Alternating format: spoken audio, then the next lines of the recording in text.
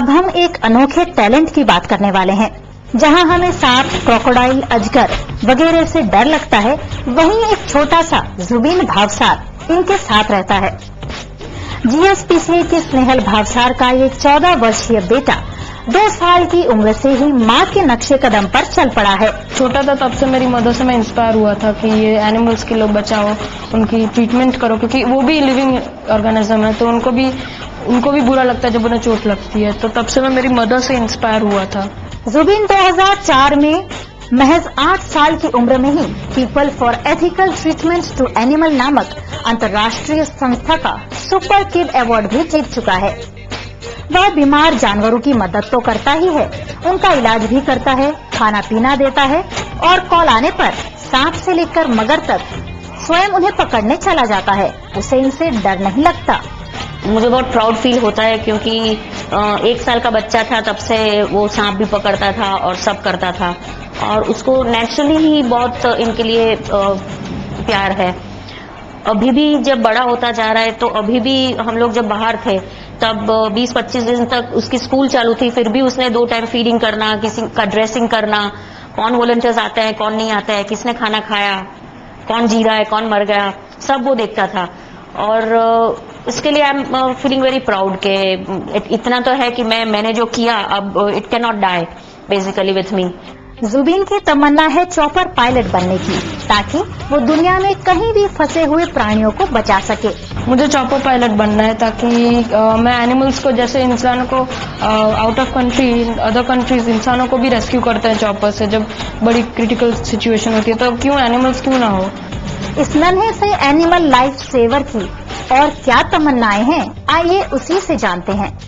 मैं चाहता हूं कि एक जैसे अभी वडोदरा में 108 और गुजरात में, इंडिया में निकले हैं कि 108 जैसे एम्बुलेंसेस आप कॉल करो कहीं से भी वो आ जाती है, वैसे अगर एनिमल्स के लिए भी हो तो अच्छा रहता है, क्योंकि कोई भी टाइम आप कॉल करो एनिमल आपके वहाँ है तो तुरंत ही आ जाए वो व्हीकल, तो एनिमल भी सेफ है, इंसान भी सेफ है, सामने किसी को हार्म नहीं होगा।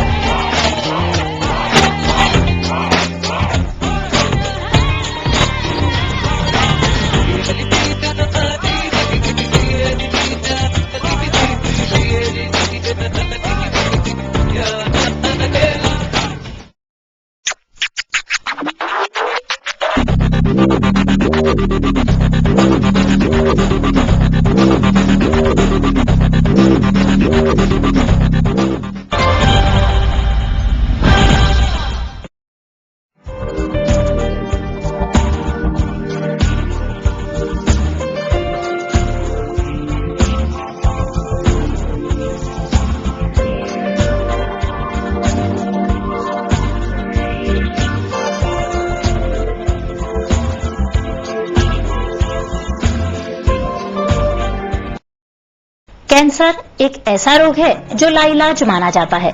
इसकी कोई दवाई नहीं है, पर विज्ञान के निरंतर खोज ने कई इलाज ढूंढ लिए हैं और लोगों का इलाज करते हैं कैंसर स्पेशलिस्ट डॉक्टर्स। कोठी विस्तार में 1996 में स्थापित नायक हॉस्पिटल की ऐसे ही कैंसर स्पेशलिस्ट डॉक्टर हैं डॉक्टर विभा नायक।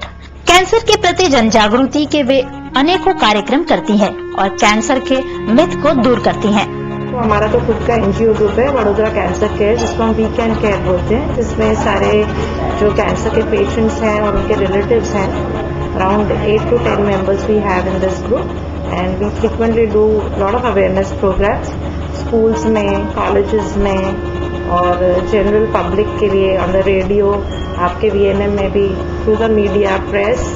उन्होंने अपने जीवन के यादगार पल को एक बार फिर याद किया। खैर हर एक डॉक्टर की लाइफ में ऐसा तो होता ही है कि अच्छे और बुरे वक्त आते हैं, और कोई सुखी तो हमारे पास आता ही नहीं है, जो भी है दुख लेके आते हैं, और जिसको हम अच्छा कर सकते हैं, जैसे जो कैंसर हम ठीक कर सकते हैं, उसके लिए तो बहुत खुशी होती है। मेडिकल के छात्रों को उन्होंने संदेश दिया। अगर आपको मेडिकल में एडमिशन मिलता है तो फिर आपको पूरी लगन के साथ आगे बढ़िए, मेहनत कीजिए और जो आपको पसंद है वो काम कीजिए। लेडीज फर्स्ट को मान देते हुए हमने विभा नायक की बात की। अब हम बात करते हैं बर्न स्पेशलिस्ट डॉक्टर हिमांशु नायक की। खाना बनाते वक्त रोटी की भाप भी उंगली को छू जाए तो जलन सहन नहीं होती। उसमें बॉडी बर्न की जलन कम करना, उसका इलाज करना आसान नहीं है। और ऐसे ही बर्न पेशेंट्स को ठीक करते हैं डॉक्टर हिमांशु नायक। कभी-कभी क्या बहुत ही जैसे 100% बर्न्स, मोर देन 70% बर्न्स का जो उनका जो आउटकम है हमेशा मोस्टली मर जाते हैं। लेकिन हमारे यहाँ पे एक बार आया था 96% बर्न्स, जिसको हमने, वो गांव का आदमी था, पंचमहाल का, वो एकदम गंवार आदमी था और उसकी औरत के साथ, उसकी वाइफ के साथ रहता था। तो वो हमारे यहाँ 2.5 महीने रहा, बच गया। 96% आदमी बच गया। उसकी वाइफ की सहायता से हमने भी काफी मेहनत की, तो बहुत अच्छा लगा हमको। डॉक्टर हिमांशु नायक ने अपने यादगार पलों को हमारी टीम के साथ शेयर किया और मेडिकल के छात्रों को दिया खास संदेश। मेहनत तो हर एक प्रोफेशन में होती है, लेकिन इसमें आपको बहुत ही कमिटेड रहना पड़ता है और बहुत ही डेडिकेटेड। तो ऐसे बच्चे हैं जो बहुत ही कमिटेड है, डेडिकेटेड है और जिनको मालूम है हमको क्या करना है, आगे जाकर डॉक्टर बनके हमको क्या करना है, क्या पर्पस सॉल्व करना है, वो उनके लिए ये बहुत ही अच्छा प्रोफेशन है, बहुत सेटिस्फाइंग है। और ऐसे लोगों को मेरी बहुत बहुत शुभकामनाएं।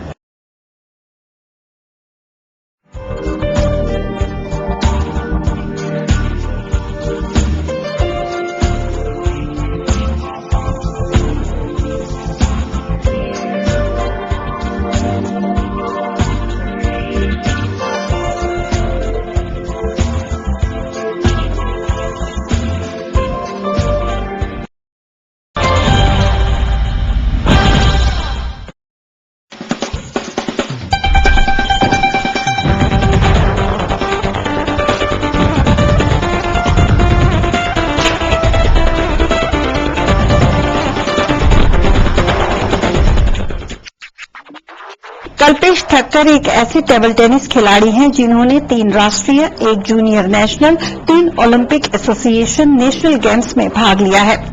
यूएस ओपन के लिए भी वे खेल चुके हैं। 1984 में आईपीसीएल चैंपियनशिप में सिंगल्स डबल्स खेला है। Open Gujarat major ranking table tennis tournament fortune cup में सिंगल्स में विनर और डबल्स में रनर अप रहे हैं। इसके अलावा 1985 में स्टेट चैंपियनशिप में सिंगल्स डबल्स में विजेता रहे हैं। 1986-87 में उड़ीसा में हुई 7th all India public sector sports control board table tennis tournament में भी वे विजेता रहे हैं। आईपीसीएल में नौकरी से पहले भी 1978 से 1983 तक राष्ट्रीय स्तर पर टेबल टेनिस खेल चुके हैं।